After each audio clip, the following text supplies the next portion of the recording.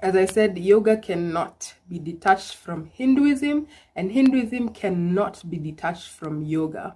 Same way you cannot detach hijab wearing for women from Islam. Same way you cannot detach the Bible from Christianity. If you're somebody who is not intentionally aiming to practice Hinduism and you do yoga, you're like an atheist studying the Bible in the name of broadening their vocabulary.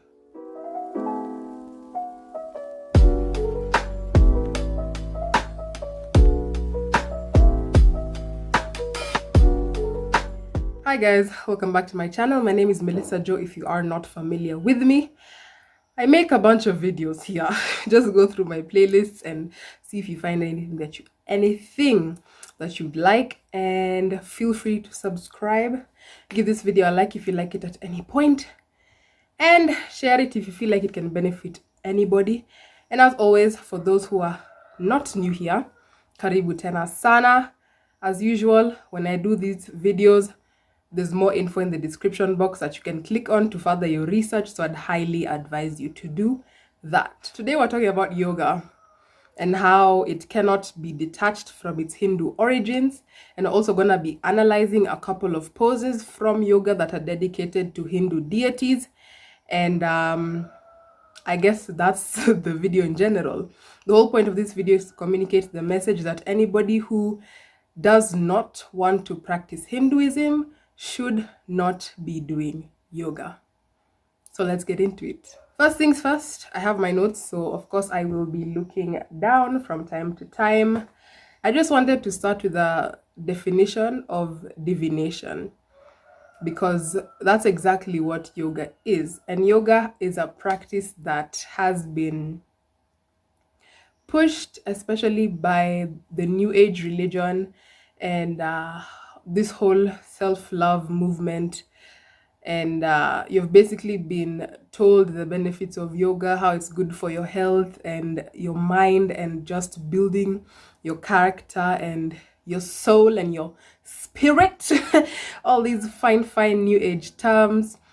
But honestly, as I said, yoga cannot be detached from Hinduism, and Hinduism cannot be detached from yoga.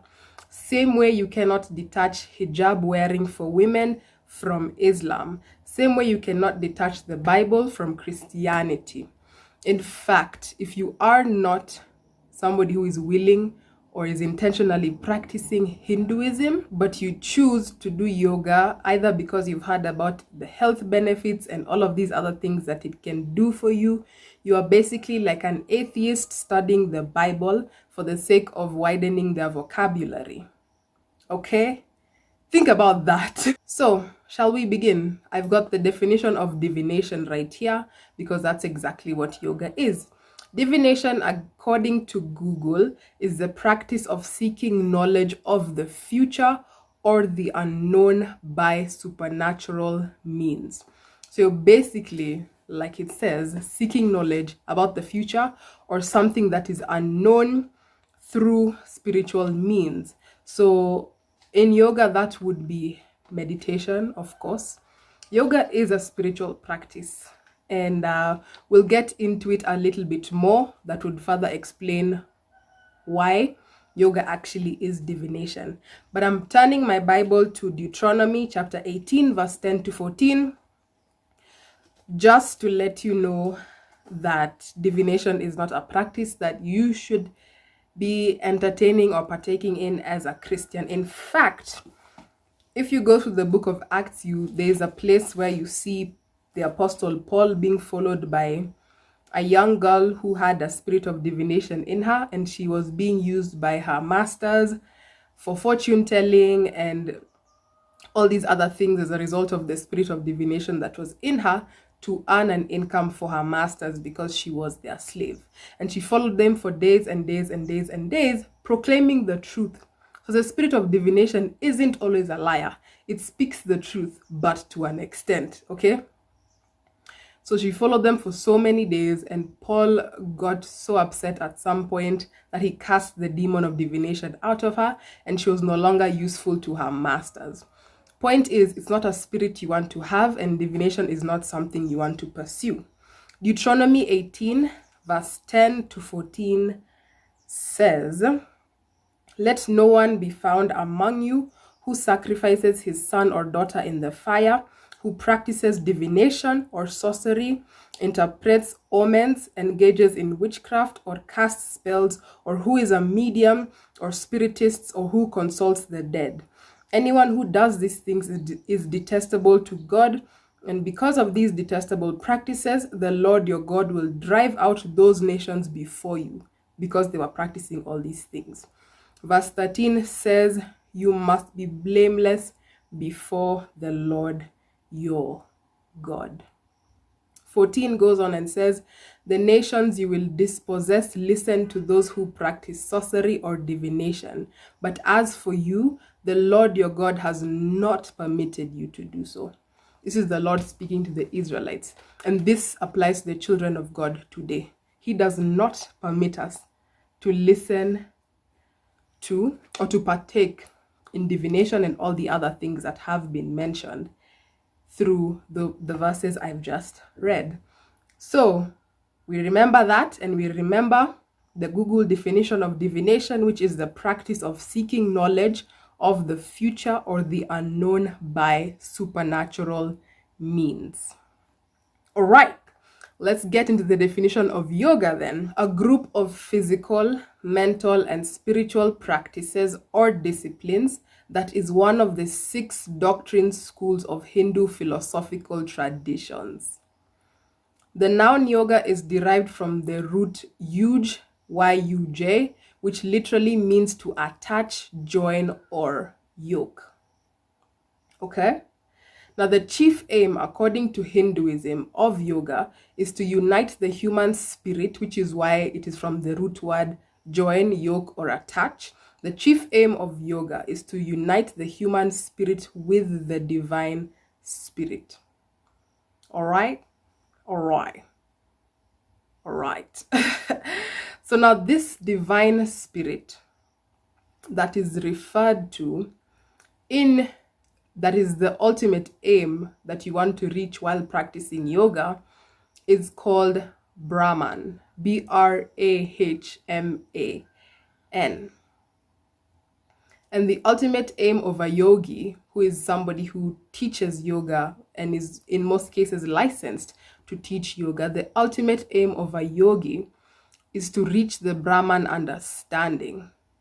Brahman is the highest universal principle described as the ultimate or absolute reality.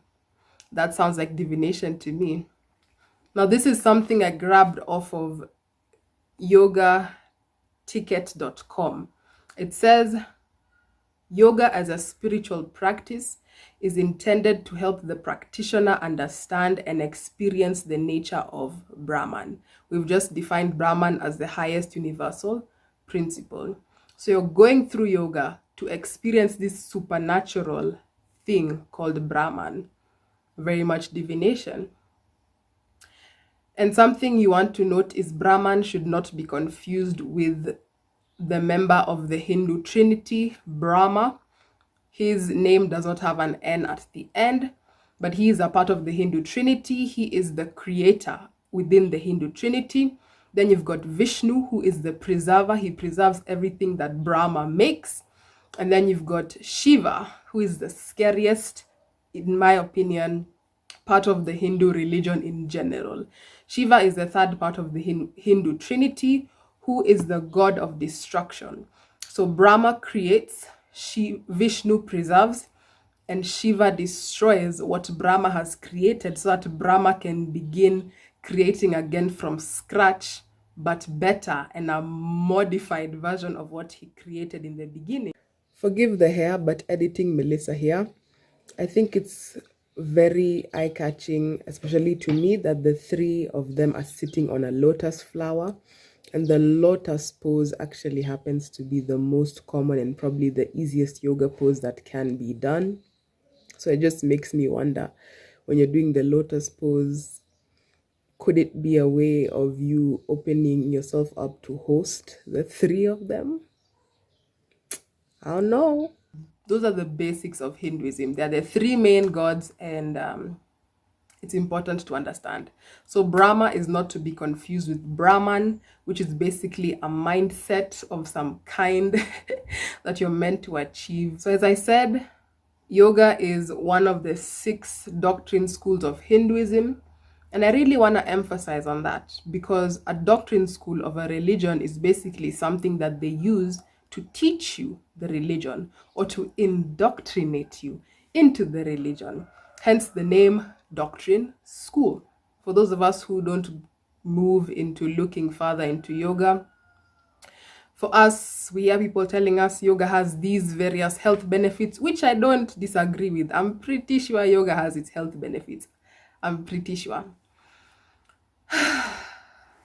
But everything that the enemy creates is created from a bit of truth, and then he twists that truth so that it looks good, you know? And sometimes it's actually good, but ultimately when you look deeper into it and when you look at it at surface level from a distance, you can actually see that this thing that looks so good actually is not. It's a facade. So like many of us have probably practiced yoga, including myself, not intentionally doing yoga, but doing the various poses, which I realized, oh my gosh, today there are some stretches I do that are actually yoga stretches. And we'll get into that badai, and why those are actually the problematic bits of yoga. It's not even the whole aim. Like, the aim is problematic, but the poses are problematic as well. But we practice yoga because of the benefits we've been told that it provides for us. And that's exactly how it was introduced to the West in the 1920s by a certain guy called Paramahansa Yogananda. Yes, I said that correctly. And he introduced this as a path to self-realization. And remember what we define divination as: the practice of seeking knowledge of the future or the unknown by spiritual means. And this guy introduces it to the West as a path to self-realization, meaning you're finding out something that you don't know about yourself through these supernatural means. So you are practicing divination by practicing yoga, because that ultimately is what it is. As much as, yes, you're being yoked to a bunch of things you should not be yoked to, what they present it to you as is a journey of self-realization, a journey of developing yourself, a journey of, I don't know, self-knowledge, self-realization, as I said. And that's flat out divination, because you're using spiritual means to know about the unknown. All right.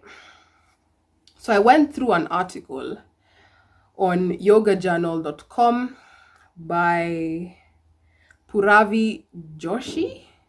Yes, Puravi Joshi is his name. And he's a yogi, which is basically a licensed yoga practitioner or teacher.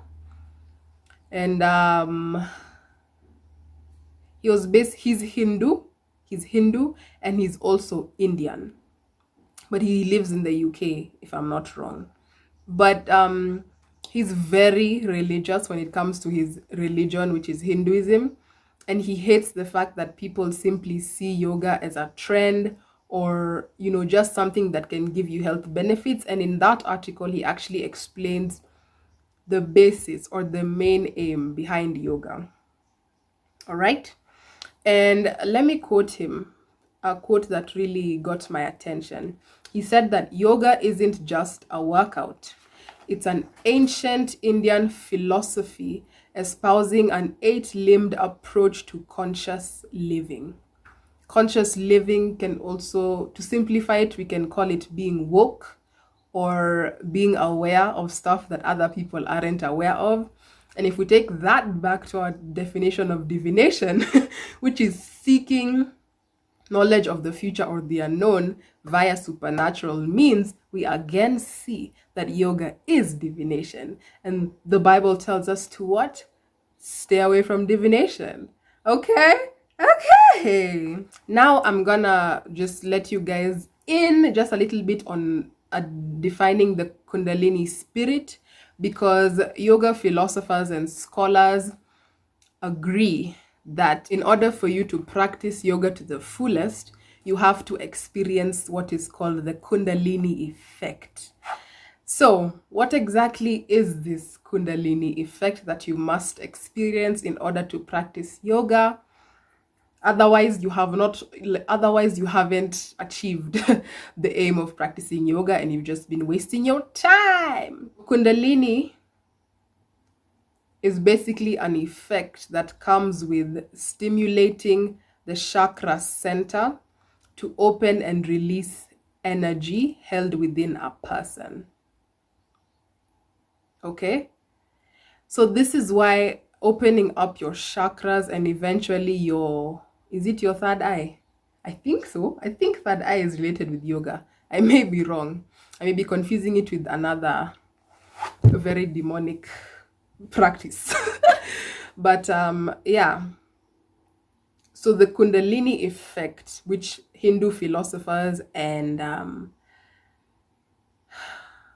scholars agree that you must experience as a practitioner of yoga, is attained by opening up your central chakra, which is located somewhere along your diaphragm. Your diaphragm, I think so. Somewhere in your gut, right?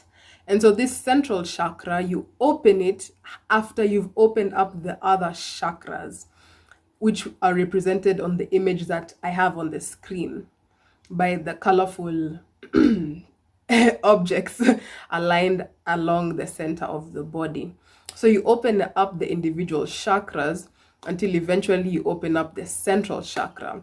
Now, they may not always put this out there, but the central chakra is often represented by a serpent at the bottom of your belly, I would say. So why would you want to release that serpent? Because ultimately, that's the aim. You want to experience the Kundalini effect by opening up that central chakra and releasing the energy which is represented by a serpent that is apparently deep down inside of you. So you work towards opening up the individual chakras because you have to go through these stages. Otherwise, if you don't open up the central chakra correctly, Hindus actually believe that you can go mad, sorry, and you can lose your mind if you do not open up the central chakra correctly. That is dangerous. Every good and perfect gift comes from the Lord. So why would you go mad opening up your central chakra and completely believe that there's nothing wrong with what you're doing as you're taking those steps to open up the individual chakras to eventually release this energy inside of you that is a serpent? And we all know in the Garden of Eden, the serpent represented the devil, or was the devil. So you want to let the devil inside of you out? Is that what you're trying to do? Honestly, opening up the central chakra is just opening yourself up to demon possession. And that's something to be very worried about. Because I've watched testimonies of people who've practiced this and actually reached this level. And even in the beginning stages of opening up their chakras, they either start having such intense and frequent nightmares, or they actually begin to see demons around them. Some of them start levitating, like in their sleep, they see themselves leaving their bodies. And that is associated with the women in the Bible, or the witches or the spirits, I can't remember which is which, who are condemned for grabbing people's souls and snatching them from their bodies and making them fly. That's basically astral projection. And that is one of the consequences that come with religiously practicing yoga. People may not talk about this, but a ton of people who have been in there and have gotten out and have realized, this was actually dangerous, and are actually believers now, do share their testimonies and they talk about these things. Sleep paralysis is also one of the things that can be a consequence of practicing yoga and opening up your chakras. And what sleep paralysis actually is, it's nothing psychological. It's just demons holding you down as you sleep. Now, let's get into some yoga poses, and I will analyze 6 of them for you. But before I do that, I just want to let you know and actually quote oh my gosh, and actually quote a Hindu and a yoga practitioner or a yogi. She has so many things, but she's basically very into Hinduism. Her name is Emma Newlin, and I'm gonna quote her right after I let you know what I'm going to let you know. So, every single yoga pose is dedicated to either an animal or a naturally occurring thing like a mountain, or, which is most common, a Hindu deity or a Hindu god. All right. Now, you might see like, okay, the ones that are dedicated to Hindu gods may be something that I want to stay away from because I really don't want to do that. But even if you look at the ones that are dedicated to naturally occurring items like mountains and animals, the aim is to basically get you to mimic the features or the characteristics of these items. And why would you want to be a cow when the Lord has made you such a magnificent human being who was who is meant to dominate the earth? But I'm going to analyze a couple of the ones that are dedicated to human gods because they tell various stories about mythological Hindu beings. And today I actually realized I used to watch a show that tells the story behind the warrior poses or the warrior series, which includes warrior pose 1, warrior pose 2, warrior pose 3. And I was like, oh my gosh, I was just a kid enjoying the action. Kumbe, I was watching a Hindu mythological story and basically being indoctrinated into Hinduism. I was like, oh Lord, forgive me. But yeah, so every single yoga pose that is dedicated to a Hindu deity or god is meant to be a sacrifice unto them, and it is a form of bowing down to them and worshipping them. So, Emma Newlin, in her article 6 Sacred Yoga Poses, which is what I will be using to explain to you 6 yoga poses. The article is on ecartyoga.com. She says, as a way of connecting to, revering, and paying respect to deities, many yoga postures represent not just what the deity looks like, but also everything they stand for. As we practice the posture, we put our focus on the energy and essence of the deity and look to embody their qualities. Okay. Mumeshika hiyo. All right. Having understood all of that, okay, I want to read to you Deuteronomy 32, 16 to 17. They made him jealous with their foreign gods and angered him with their detestable idols. They sacrificed to demons, which are not God. Gods that had not known, gods that recently appeared, gods your fathers did not fear. You deserted the rock who fathered you, you forgot the God who gave birth to you. So focus here is Deuteronomy 32, 16 to 17, where the Lord is talking about foreign gods and detestable idols, which is exactly what the Hindu deities and gods are. And he says, he refers to them as demons because he says they sacrificed to demons. Okay, so Hindu gods are basically demons. All right? And I don't think that's hard to believe if you simply look at the images of their gods. But we'll get into that. And he says they are not God. They are gods they had not known. They were gods that had recently appeared, and they were gods that their fathers did not fear. He's referring to the people of Israel here. So that's just something to show you or to indicate to you that Hindu gods are actually demons. And through various yoga poses, you are bowing down and sacrificing to and worshipping demons. Okay, let's move into pose number 1. We've got, how do I even pronounce this? Hanumanan guy. Hanuman Asana is the first pose we will be looking at. It is also known as the splits, and it is dedicated to the monkey god Hanuman, and it represents his abilities in the battle that took place between Rama and Ravana. Those are other Hindu characters, supernatural characters. And so Rama and Ravana had a battle in the Ramayana. Okay?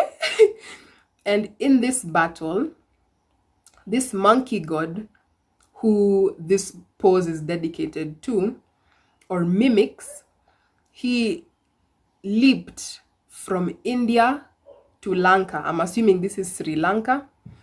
Probably it was called Lanka before. He leaped from India to Lanka in order to comfort some other Hindu character called Sita. So that's how he leapt from India to Lanka, what you're seeing on the screen. So it looked like a split.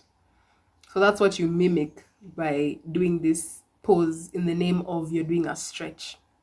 And something I hear people using as an excuse a lot is, oh, I do yoga for the stretches, but I don't really get spiritual. I don't pray when they are doing their prayers. I pray to God instead.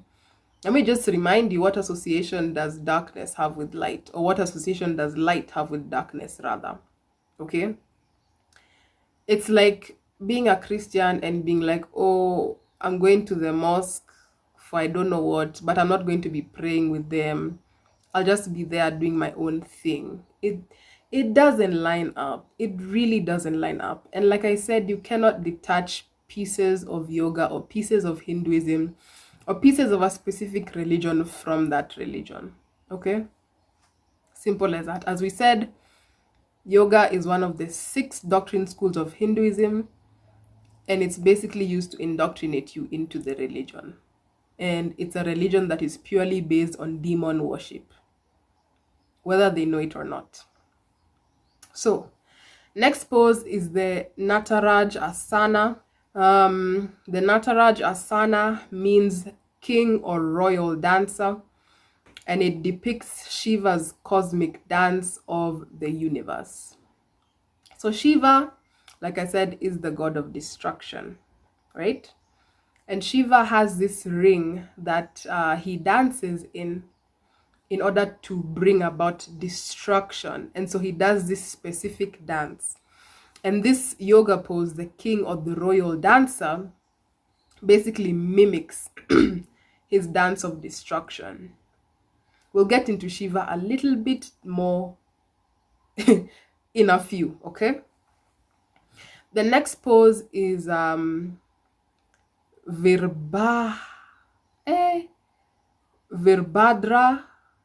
Bane. Hey! Virabhadra Asana. Forgive me for butchering that because I'm pretty sure I butchered it. It's also known as the warrior pose, and it is broken down into 3 different poses. And this is named after the Hindu mythological character called Virabhadra.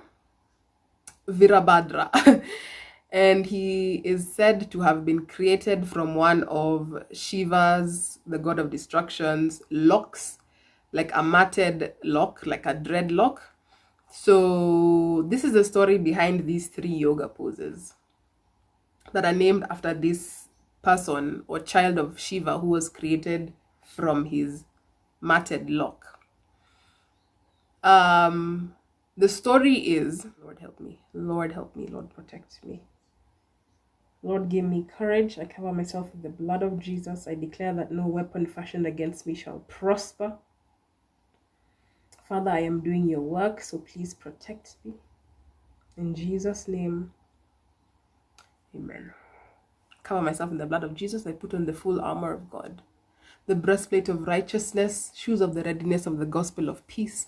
I put on the helmet of salvation. I pick up the shield of faith and the sword of the Spirit. I put on the belt of truth, armed and ready for battle in Jesus' mighty name. Victory belongs to you, Lord.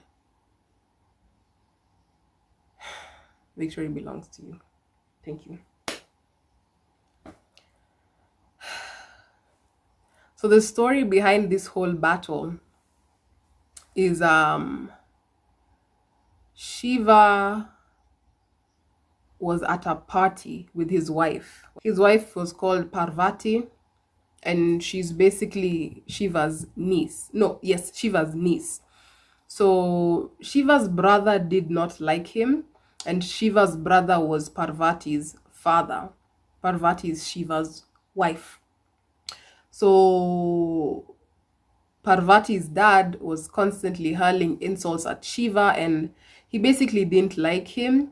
And so Parvati committed suicide by jumping in a fire during the party, and Shiva got pissed. This guy has a lot of rage.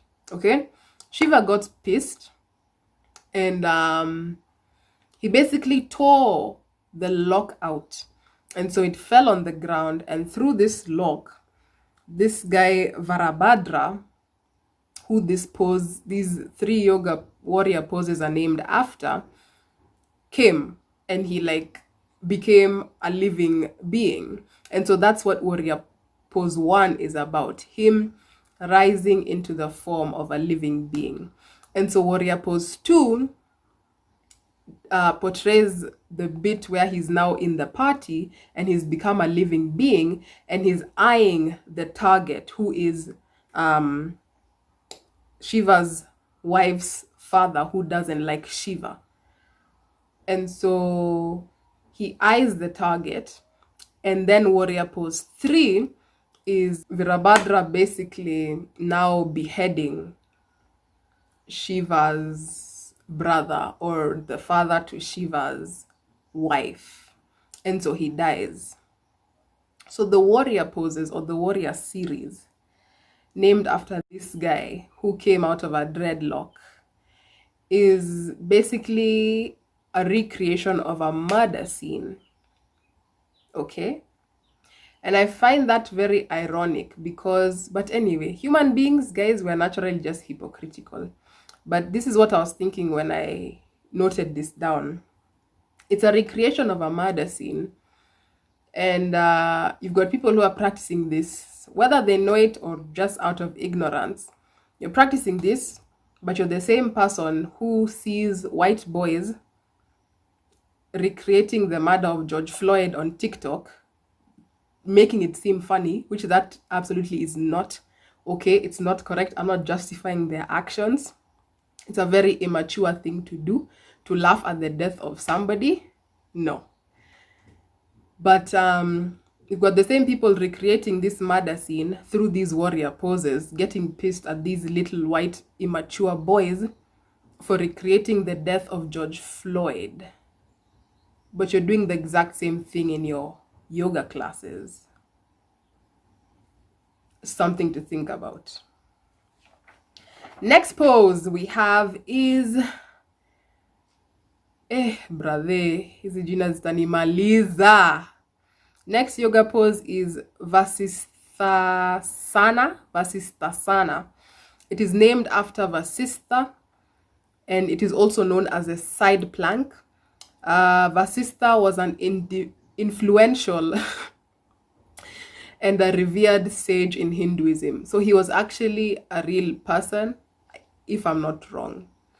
And he owned a magical cow named Nandi, who granted all of his wishes. So this pose is dedicated to this Hindu sage. Then you've got another pose that just, manze, this one, guy, I don't even know what to say about this pose. It's just is just fascinating. So this pose is called Matsyendrasana. Yes? And it is named after Matsyendra, who is the lord of the fish. And he was actually a real person. He is not a myth in Hindu mythology. He is believed to be a reincarnation of the Bodhisattva of compassion. I don't know what exactly that is. I will find out more and put the information somewhere on the screen. So yeah, this guy Matsyendra was the lord of the fish. So his story was, right, he was a real guy, remember. He was born and he was an unwanted child. So he was thrown into the ocean. And when he was thrown into the ocean, a big fish swallowed him. Reminds you of Jonah, right? But you see, the enemy has a way of taking scripture and twisting it into his favor. He's just a copycat. But anyway, he's a smart copycat. We'll give him credit for that. But so yeah, he got swallowed by this very big fish and he was taken to the bottom of the sea. Okay, now in the bottom of the sea he found Shiva. We said Shiva was the who? The god of destruction. The same guy whose wife killed herself because her dad did not like her husband. And we talked about that in a pose, like 2 poses earlier. So he was in that fish under the sea, or in the sea, in the depths of the sea, for 2 years. And during those 2 years, he would hear Shiva telling his wife the secrets of yoga, or the mysteries of yoga. Remember the Revelation, I think it's 12 mystery, Babylon the Great, mother of prostitutes, I think that was her name. Reminds me a lot of that. Anyway, it's all a mystery, so we can never really understand it or her. So yeah, during those 2 years when he was in the fish, he was overhearing Shiva letting his wife know the mysteries of yoga. And after the period of 2 years, he emerged from the fish and emerged from the sea. And yeah, he basically went on to spread the mysteries of yoga. So he's considered the lord of the fish. And something that is particularly interesting about this story is, I can't remember the video I talked about this in. Which one was it? I can't remember the video, honestly. This is a first. But there's a video where I talked about the king of Tyre in the book of Ezekiel. Let me just see if I can find it real quick. Yes, Ezekiel 28 as well as 27. Ezekiel 27 to 28 and 26 as well. But 28 talks about the king of Tyre, and Ezekiel was commanded to prophesy against the king of Tyre. And we concluded that the king of Tyre was the devil, and his city, Tyre, was basically at the center of the sea. And we all know that the enemy's work is to what? Steal, kill, and destroy. And Shiva is who? The god of destruction. And this guy, Matsyendra, was listening to him exposing the mysteries of yoga. Where? In the deep seas. Coincidence? I think not. Let's move on. Final pose I will be talking about is the Astavakrasana. Astavakrasana, and it means the 8 bends. It is named after Astavakra, and Astavakra was basically a being who had 8 physical handicaps, which explains the meaning behind the name of this pose, which is 8 bends. And so he had 8 physical deformities because of this whole story of him like correcting his dad while he was in the womb. And so his dad cursed him to have 8 physical disabilities. So that's what this pose is dedicated to. So I've analyzed some yoga poses for you. There's an article I have linked below, or I think it's a book. I'm not sure, or it could be an analysis of a book. And it contains so much more information on so many more poses, and it explains those different poses. I also have some videos from former yogis, people who used to teach yoga, and why they stopped, even in as much as they thought they were doing good, because they considered their yoga Christian yoga. My parting shot: you can deny or you can believe everything I've told you here today, but that doesn't change the fact that yoga is actually a spiritual discipline. It is 100% spiritual, and it is dedicated to the worship of Hindu gods. And we have concluded that these Hindu gods are actually demons. So the best place for you to be in the eyes of these demons is ignorance, for you to not believe it. Because when you don't believe it, you carry on in your ignorance and you continue in their trap. And in doing so, you are bowing down to foreign gods. And as the commandment tells us, I think it's a second commandment. I don't know my commandments in order. Thou shalt have no other gods before you. Okay? Basically tells us to stay away from idol worship. So we want to be obedient as Christians. And even if you're not a Christian, I hope this has made you reconsider what you've been practicing, and has made you realize that what you've been practicing is just nonsense, and it's something that you should detach yourself completely from. Okay? Because you wouldn't go this deep into another religion if you knew what you are doing. So now that you know, do better, because you know better. All right? I just want to leave you guys with this. There is an organization in Switzerland called CERN, CERN, and having talked about Shiva, they have the statue of Shiva that was gifted to them. I believe some people are ignorant of this, but I believe the main people who contributed in this knew exactly what they were doing. And as we've talked about Shiva as the god of destruction, CERN is an institution that has an underground particle accelerator. And if you've watched The Flash or any other show that may have a particle accelerator in it, then you know the things that a particle accelerator can do. And here's one thing I know for sure. The technological advancements we see depicted on Hollywood that may not be existing today are things that have already been created but are just waiting to be released by whoever calls the shots when it comes to releasing them. So you know the particle accelerator creates a different breed of humans, alters the DNAs, if we're talking about the Flash here. And those beings were known as metahumans. And we know the particle accelerator creates black holes and portals into different universes, parallel universes, and all those other things. So I would not be surprised, or I actually firmly believe that the particle accelerator that belongs to CERN is capable of doing that. And the people at CERN have actually been warned before by Stephen Hawking about the things that they are doing and the things that they are practicing and the limits they are pushing. And he did want them to stop doing what they were doing because it's dangerous to the entire earth. And so a lot of people believe that that is what would lead to the end of the world. I know, or yeah, that's not going to be what leads to the end of the world, because it's all in the hands of God. Hey bro, hakuna gods multiple. But otherwise, if he decides to use that particle accelerator to bring it all about, let his will be done.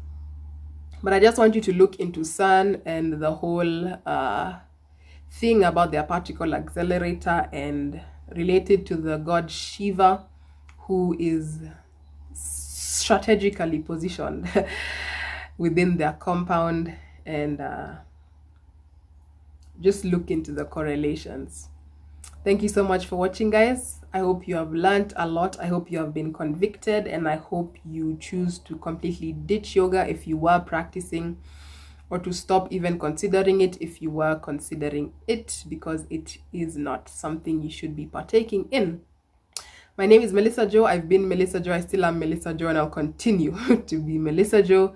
See you in my next video. Don't forget to subscribe. Bye.